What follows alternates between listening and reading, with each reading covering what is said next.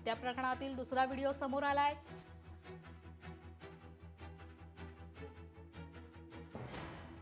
पुणे गणेश काळे हत्या प्रकरणातील एक दुसरा व्हिडिओ समोर आलेला आहे। एक महत्त्वाची बातमी समोर येतेय।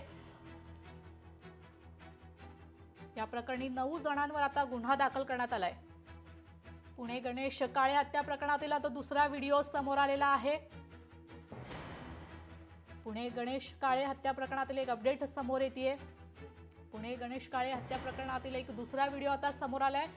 बोगदेव घाट रस्त्यावरील पेट्रोल पंप समोर हा गोळीबार झाल्याची माहिती समोर येतेय।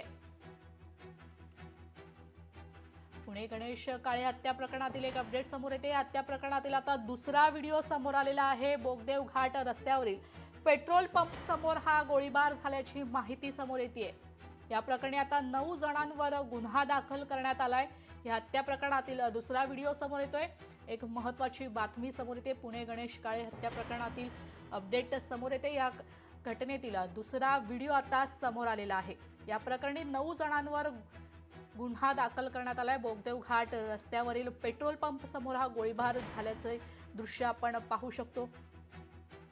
तर या प्रकरणी आता 9 जणांवर गुन्हा दाखल करण्यात आलाय।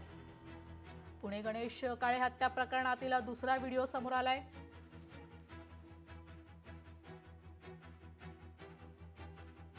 या प्रकरणी 9 जणांवर आता गुन्हा दाखल करण्यात आलाय।